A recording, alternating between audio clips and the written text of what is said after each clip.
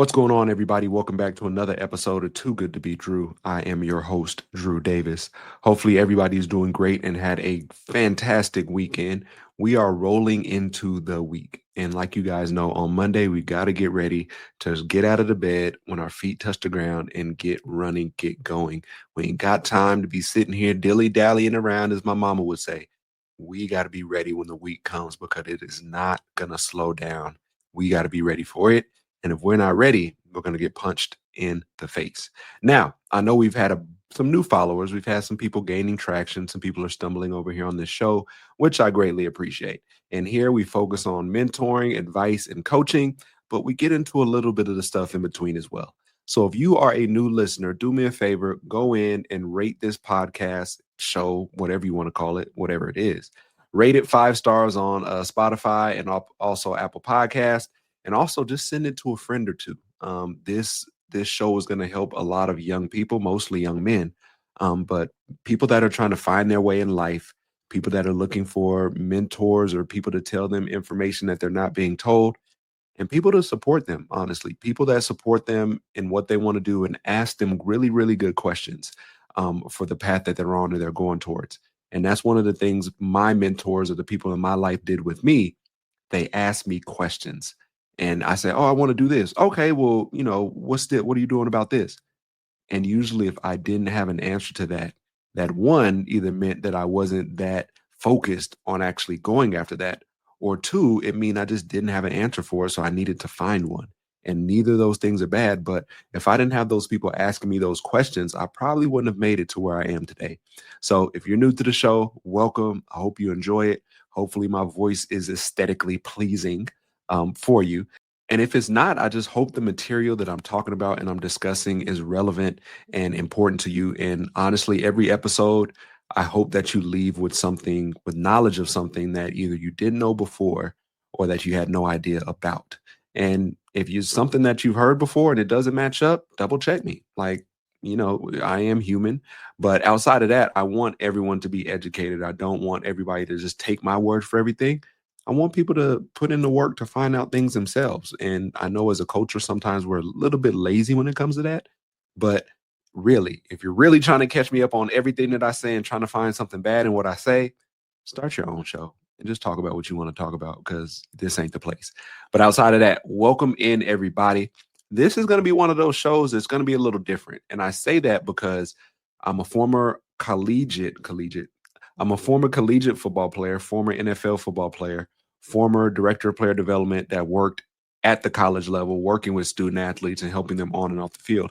But right now is a very important time in sports just because we are pretty much coming out of the off season and we're getting rolling into the end season.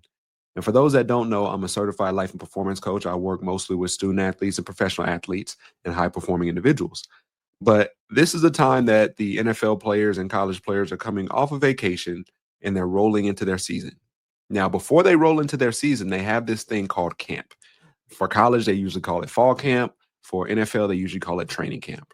And what it is pretty much 2 to 4 weeks of getting ready and ramping up to start the season.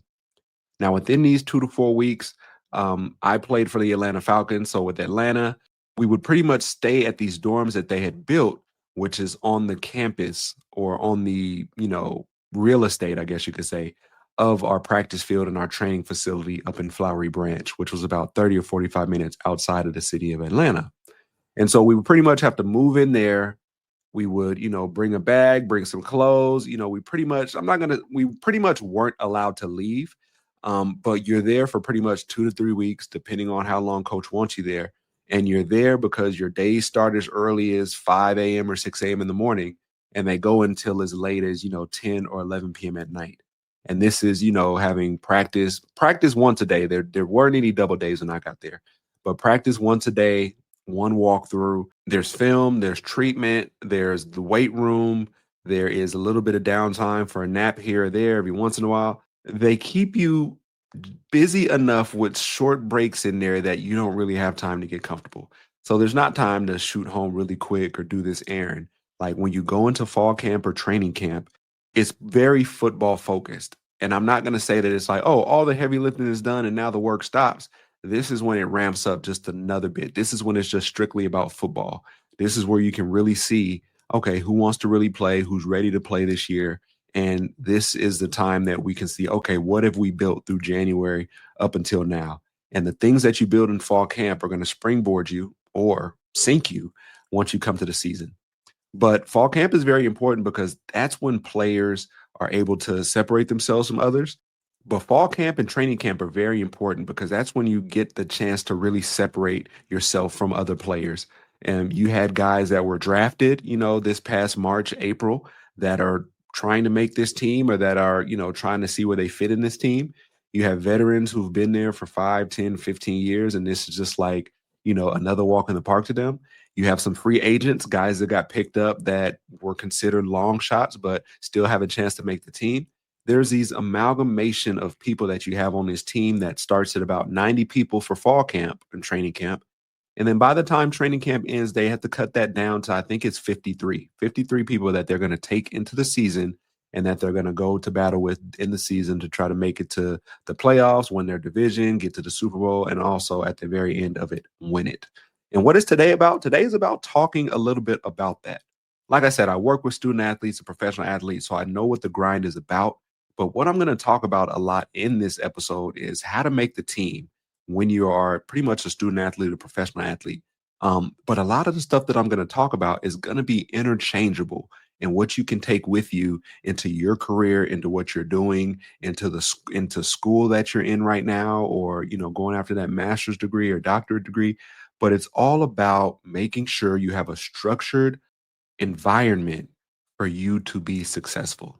And so anytime people hear about athletes, they don't think about all the things that they have to do to prepare to get ready to go. One of the biggest things for athletes is to make sure that your body is ready. Like I just talked about, fall camp goes from, anywhere ranging from like 2 weeks to 4 weeks. And I only say that because different teams have you stay longer. Some teams might only do it for 2 weeks. Some teams do it for 3. But the farther you get to the back half of that and start to get to your preseason games, that's when pretty much camp breaks. And then it gets a little bit more structured up until cut day and the last preseason game. And then you roll into the season and it's totally different. It's still a lot of work, but it's totally different. This is the time to work. In football and in sports in general, your body is your most important asset. It's your most important asset because if you're not healthy, if you have a hamstring, a pull, a broken bone, a concussion, something that can keep you out of practice and off the field, it's another chance for somebody around you to take your spot to make the team and you to be the odd man out. There's a saying that goes, you can't make the club sitting in the tub. I've heard that ever since I was in Little League. And it's pretty much saying, yo, if you're in the cold tub, icing all these injuries, or or in the training room, getting your body back to the physical shape it can be in to compete, then that's less time that you're on the practice field. That's less time that you might be in the meetings, looking at film and getting feedback from the coach, or you're not getting feedback from the coach because you're not practicing, so there's no film on you to review. And I'm not saying that being in the cold tub and being in the trainer's room is a bad thing because that's where you go to make sure you do all the proactive stuff to make sure that you're ready to play, to make sure that your body bounces back after those super long days or after you did tweak something or had a small little injury. That's the place you go, and those are people that you go to talk to, so them to give you some rehab for you to do on stuff so it doesn't get worse. But if you've suffered something, and we're going to talk about that, but if you suffer something and like a pulled hamstring, if you're in there, it's because now they're trying to get you back on the field. Now you've been injured, so you're off the field, and now you're trying to do all the things to get back on the field, which isn't necessarily bad, but it's saying that like you didn't take the precautionary steps before to end you up here.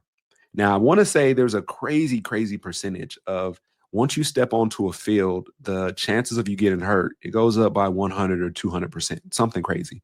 Like if you play a sport such as football, where it's hitting, it's a lot of contact, it's a lot of stuff that you cannot plan for, you are going to have some type of injury, whether that's a soft tissue injury, whether that's a bone injury, whether that might be, dehydration or something like that. If you're not taking the precautionary steps, you will run into something that derails you. And so, what I'll be talking about today is I'll be talking about a lot of the precautions that you can take and should take. So, I'm low key talking to my athletes that I work with, or guys or people that would like to work with me on what you can do in order to put yourself in the best position to get through camp healthy, to make the team, to get that vaunted spot that you're chasing after. Those couple of things that I'm going to talk about today are things that if you're not doing them, it'll behoove you to not change and figure out, okay, I'm on this track. How do I get over that next track? How do I take that next step to being professional? Because that's what it's about. You don't wait until you get to the NFL to become a professional. You don't wait till you get to a Division 1 college or Division 2 college or to the college of your choice before you start acting more professional because it feels like you should. Being professional is a way that you approach the work that you have to do. Now college players are getting paid. NFL players get paid. I will tell you firsthand, just because people are getting paid money does not make them professional. I played with guys who you would think you'd be like, okay, when I get to the NFL, everybody shows up early and nobody's late and everybody takes notes and does this and does everything the coach says. Nah, nah, bro. That ain't how it works. It's actually the same people that have the same habits that got them there somehow keep those same habits. And there are some people that sneak through the cracks, but also, because there's some things that are allowed in college, or if you were the star player in college and the coach might allow you to walk in late every now and then. The coach might allow you to skip, a weightlifting session or a tutor meeting or whatever it might be because they need you for the game that weekend. But when it gets to the NFL, in order for everything to run smoothly, pretty much everybody operates by the same rules. And if you are one of those people that you can't operate well within and function well within inside discipline and structure, low key, you won't last long. And I say you won't last long only because, like I said, you miss a weightlifting session or you can't practice or you're always late to meetings. Some way or another, they're going to find a way to punish you. And that might be taking away playing time. That might be not letting you practice, whatever it might be.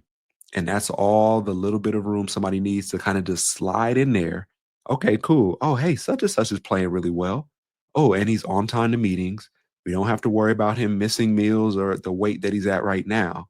He knows what he's doing when he gets in the game. Like, why are we over here fooling around with Joe Smo when he got us over here having a heart attack on if he's going to be here in the morning, if he's going to show up and be on time to get to the facility? Those are things that coaches and GMs and owners are not trying to have to worry about. They know that there are guys that have a great amount of talent there that they'll deal with for a certain amount of time, but then at a certain point in time, it gets to risk versus reward. It gets to assets versus liabilities. If we have a guy who's an asset when he walks in this building, we want to hang on to him. If there's a guy who's a liability, at one point in time, he's going to cost us a game, a practice, a player, whatever it might be. And do we want him around long enough until he does that? And the answer is probably no. Depending on your talent level, they'll stick with you a little bit. There's always going to be that straw, that last straw that breaks the camel's back, where the GM or the coach is going to be like, no more. We're not doing it anymore. This dude's worth more of a headache. He's more of a headache than he's worth. And so, with that being said, you don't want that kind of stuff. And a great philosopher once said, I stands all I stands and I can't stands no more. That great philosopher was Popeye. And that was when what was his name? Brutus, what his name was? He always used to come up trying to start stuff and steal olive oil, whatever his name is. But yeah, on some Popeye stuff. I stands all I stands and I can't stands no more. I stands all I can stands and I can't stands no more. Ooh, that's definitely a bar. But as we get into it, like I said, I want to tell you things that can help you make the team or that can help you get that promotion. And first of all, it's handling and controlling what you can control. You control what time you get to work. You control where you can sit at in that room once you get there. A lot of people don't have this sense of timeliness, and regardless of how you might have grown up or just your environment that you're in, where hey, 1 o'clock means walk in the room at 1, or 1 o'clock means oh yeah, I can, as long as I'm kind of there by 1, like that's good. If I'm there around 1, like 5 minutes is just 5 minutes. A minute late is just a minute late, no problem. And I had one of my acting teachers in acting school tell us something phenomenal. And I've always had to be timely my whole life, but he put this into perspective and he looked at us and he told us, he said, if you're early, you're on time. If you're on time, you're late. If you're late, you're fired. And he told us that in a sense from acting in the acting world. And you think about football, like just because you're getting into that room on time at 1, the meeting starts at 1. Some coaches don't sit here and say, "Hey, be here at 1 and trickle in and we'll get started by 1:05." It's like sometimes they want you in your seat, notebook out, iPad out, ready to roll when that clock hits 1 so they can start right away on that film. And if you're just kind of sauntering in there, you're not ready, that shows that you're just kind of rolling into your day. You're kind of just like, "All right, well, I'm here. Just give me some time." The more time that you spend trying to get ready for the meeting or while you're in the meeting is less time that they get to coach you, to teach you. And it might not seem like a big deal to you guys, but for a coach, that lets him know, okay, my players are ready today. They're locked in. We're gonna go out on the field and we're gonna have a great day. Like, oh, that's the way that coaches think. And if it's one of them things that everybody's kind of walking in, sauntering in at the same time, and you see crust in people's eyes and their breath still stink because they didn't brush their teeth, he's like, man, this is gonna be a pretty hard day for us. I can already feel it. Like I'm gonna have to encourage him. I'm gonna have to get him ready. I'm gonna have to get him to get some juices flowing. And those are the things a coach shouldn't have to worry about. Be like, you're a collegiate athlete. You're a college athlete. I already said that. You're a college athlete. You're a professional athlete. Like you're supposed to show up and be ready. Like I said, the word professional doesn't apply to everybody, but it's how you approach things. Number two, when you're working a job worthwhile, a very important job, the job just doesn't start when you get there and clock in. Sometimes you got to get there a little bit earlier and clock in.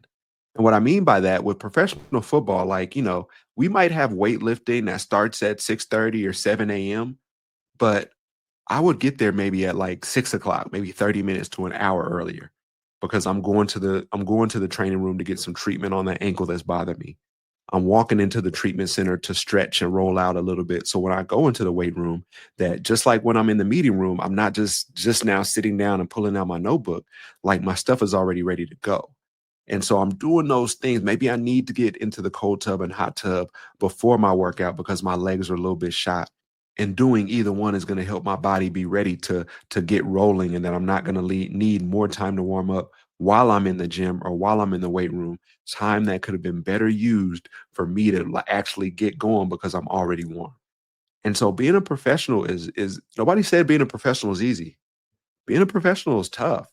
Being a professional is tough because sometimes there is no time range or time limit on the time that you're supposed to spend doing what you're doing.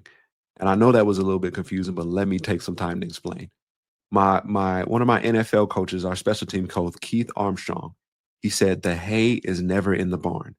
The hay is never in the barn means you don't just show up to work and just because you came to work for 8 hours looking at film, practicing in the weight room, that you go home when it's 4 o'clock and, oh, I don't need to watch any film. I don't need to do anything to get better because I already spent my day at work.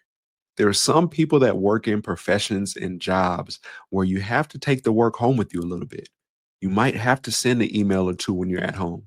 You might have to do an hour or two of work while you're at home because you couldn't finish it all at work, or you had more pressing and important things to get to and you have to get back to it. And with the football player, there's never an athlete, there's never enough film that you can watch on yourself or on an opponent. There's never enough, time that you can put into your body to make sure that your legs are ready to go. So sometimes during training camp with the Falcons, I would stretch in the morning. That was the first thing I did when I woke up in my room, and I would stretch in the evening before I went to sleep. Those two things I can control, and I probably stretch somewhere in the middle of the day as well. But like those days of practice are built up on your body. You build up all those calcium deposits and the inflammation in certain areas, and your muscles are tight because as a receiver, all I did was run all practice. That's what a receiver does. We're running. Sometimes we catch the ball, sometimes we don't. Sometimes it's thrown to us, sometimes it's not. But I could not have my legs and my body not be ready when I stepped on that field because those are the things that I had to use to do my job. And so that's what a professional is. That's what a professional does. They show up knowing that they did as much for their body or to prepare and to prep as they could to make what they're doing a little bit easier by you taking the 5, 10, 15 minutes, the 30 minutes to do some extra stretching, get some treatment, some ice and stem, some ultrasound, whatever it might be, whatever your pleasure is, whatever you need for that injury or that thing that's aching. And I say that also for the work world. Like I told you, we're talking about sports, but all this stuff goes into a multitude of areas. You're walking into a meeting and you have to run the meeting. Okay, well, is your PowerPoint set up? Is your laptop open and ready to go?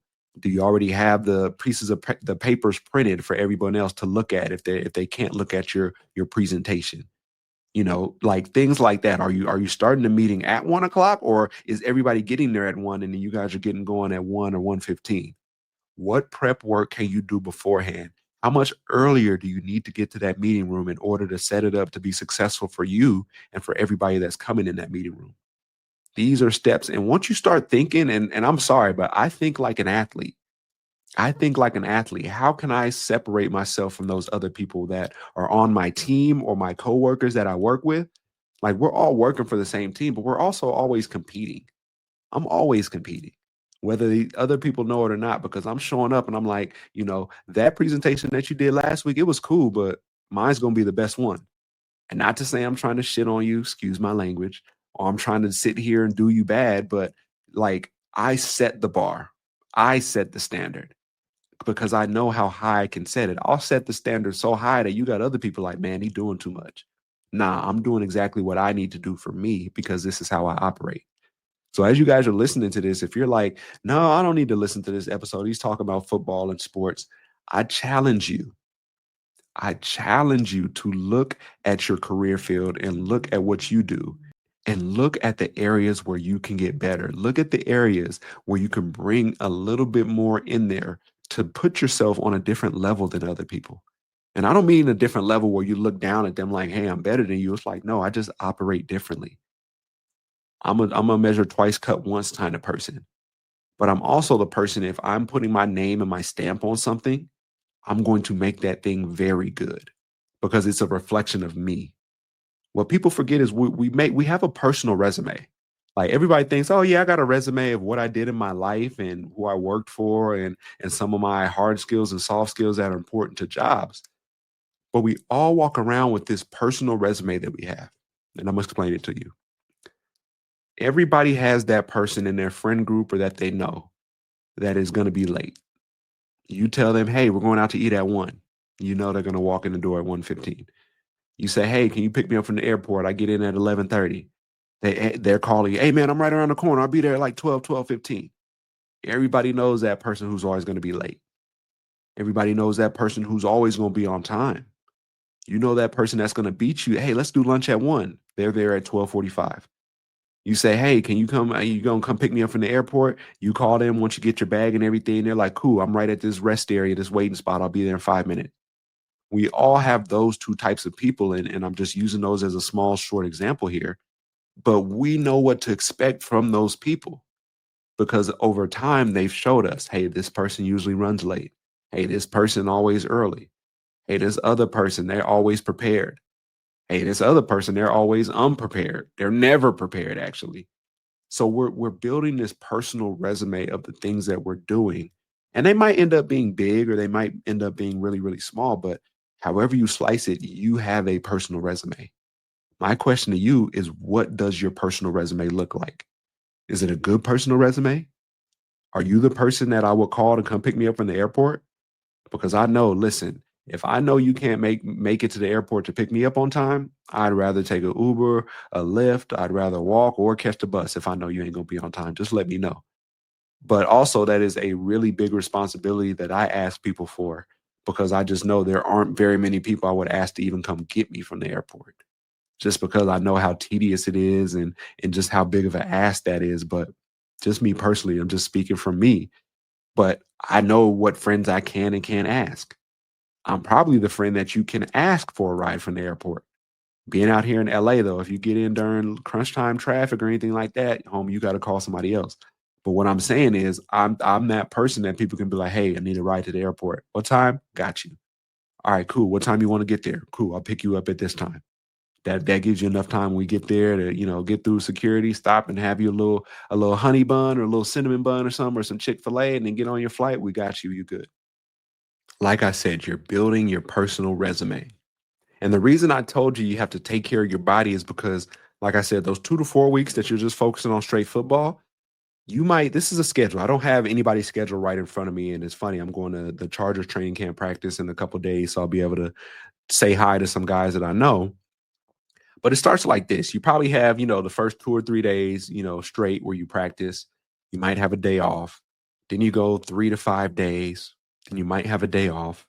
Then you go about another 3 to 5 days. You might have a day off. Then preseason games start to get sprinkled into there here and there.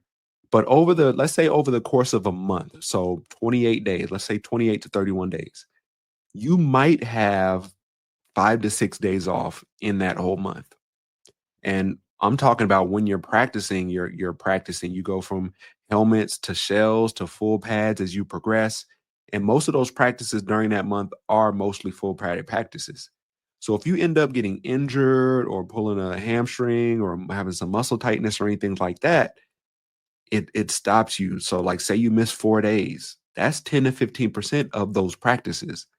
And if you're trying to make the team as a free agent or, a guy that is trying to, stretch his career out the most that he can, those are pivotal days that somebody's either gaining ground on you or that you're also losing ground.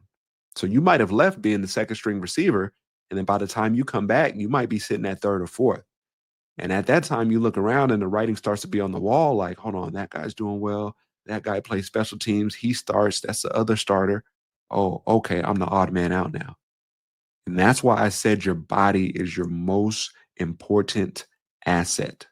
Because without your body in sports and even in work, you show up and you're sick and you're overworking yourself and you're not going to the gym or working out or taking walks, pretty soon that's going to knock you out of work. And not saying that you'll get fired at work, at your jobs, that people got careers outside of sports and things like that. But you got to take care of yourself, is the overall thing that I'm saying. And if that's just 5 to 15 minutes of preventative work, I think that's a lot more manageable than sitting here and saying, man, I have to miss a week of work because I didn't take care of XYZ, ABC. And for me being an undrafted free agent, I couldn't afford to miss any days. So I had to do these types of things in order to be ready. I had to do these types of things in order to put myself in the best position to make the team. And that's why I speak from a angle or from a stance of people making the team. This isn't for the quarterback that's been playing 10 or 15 years and he's a franchise QB. He's going to be there. These are for the people who are fighting and clawing and scratching to get their chance to play in the league and to stay in the league. But this message is for everyone because when you operate and you move like a professional, it gives you the best chance that you can possibly have. The best chance that you can possibly have to make this team, or not even just make this team. You're always auditioning for every single team in the NFL because the film that you're getting, maybe not from practice, but from the preseason games, is film that all the other team scouting departments look at as they're trying to say, how can we build and get the best roster possible going into this season? And the last thing is just be a good teammate. I'm not going to say that's going to be the end all be all for you to make the team, but everybody's fighting for the same spot, the same positions. If you asked every player on the team who wants to be playing when we get to the first game, you would see everybody's hand go up. But there aren't that many positions. There aren't that many contracts to be signed to be able to get everybody to play because the cap's at 53. So there has to be some attrition. There has to be some people that don't make it. But it doesn't mean that you have to operate in a way that is spiteful to give you the upper hand over somebody else. I'll tell you guys this funny story really quick. And it was while I was trying to make the team my second year in the NFL. And like I said, I was an undrafted free agent. So every year I'm kind of fighting and scratching and clawing to make the team because there are no promises for honestly for anybody, but especially for the undrafted guys. And I remember we're doing our team stuff. We're going against the defense and we're doing 2 minute. And so 2 minutes when we have to hustle, we're trying to drive down the field because we need a touchdown or a field goal to win the game or go ahead. And so it's a very important time. And I remember like I had to run this long route and I was on my way back and I didn't get the play call. And I remember somebody from the sideline told me what route I had or what I had to run. And granted, I ran this route and they threw the ball my way and I was nowhere near where I was supposed to be because the person that was on the sideline gave me the wrong route. And so my receiver coach yelled at me, the offensive coordinator yelled at me, the quarterback yelled at me at the time. It was Matt Ryan. And I get to the sideline, and that's the time I was like, all right, I can't trust nobody. Like I have to make sure I get the play. I have to get it by myself. I can't believe anybody over here on the sideline because there are other people, other receivers at the time that were trying to make the team. They saw that as a moment to make me look bad by giving me the wrong route. Also knowing that I couldn't just point the finger and be like, "Hey, somebody gave me the wrong route. I was coming back late." And that's the thing about the NFL, and that's the thing about life sometimes. Sometimes people don't want to hear your excuses. And sometimes your excuses aren't even good enough to say, "My dog ate my homework." Man, just say you didn't do your homework, bro. It's all good. But by me telling coach, "Hey, I was running back and I was late and somebody on the sideline gave me the wrong signal," he would have been like, "Well, why don't you ask somebody else for the play? Like, why didn't you ask us for the play? We would have told you." But in that moment, at that time, I wasn't thinking that far and that deep. But that let me know, like, yo, you Drew, you gotta be on your stuff. You gotta be on your P's and Q's.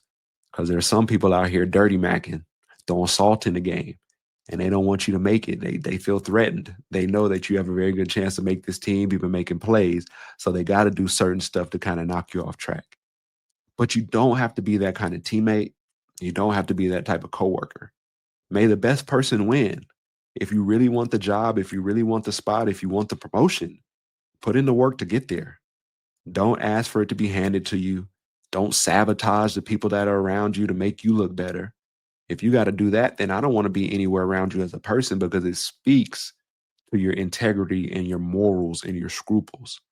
But once again, football and sports is different and it's weird because you got the same people that you're going against knowingly knowing that you guys are fighting for these couple spots and that there's no remorse, that there's no prisoners, and there's some people that move like that. Not everybody moves like that, just some people.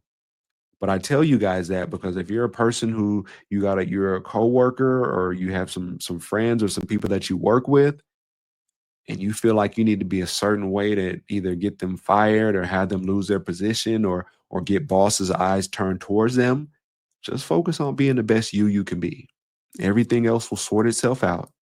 But there's nothing that you gain from literally being able to sabotage somebody. Well, there is something that you gain. But let's be honest. If you had to get it that way, you most likely gonna lose it in the same way. Because you know that karma come back around and it come back twice as heavy than it did when it was doled out. And you're gonna get your comeuppance if that's how you operate. And I'm a firm believer in people getting what's coming to them based on how they've acted or operated to get there. And so those are the couple things I wanted to give you guys. I think I gave you guys the things I needed to. I just really wanted to stop in because it's been on my mind to do something with the players that are going into fall camp and training camp and kind of discuss what that's like. Maybe I'll come back with another episode within the month that talks about what it's like day to day inside training camp and fall camp.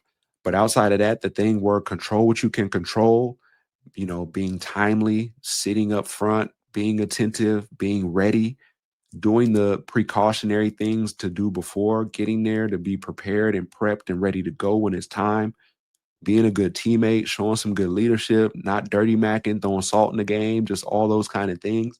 Those things will help you make the team because there still aren't that many people who operate and act like professionals. Whether we're talking about in a career in a work setting or we're talking about sports at the high levels. And so you'll continue to separate yourself from people by just doing those base level foundational things that show how serious you are about this job, this work, this position. But also you'll continue to develop as a human being and continue to get better at what you're trying to do and working towards. So once again, that is this episode of How to Make the Team. Hope you guys enjoyed it. Looking forward to some football very, very soon. I'm going to talk to you guys soon. Stay well, stay good, stay rested. I love you guys. Stay healthy.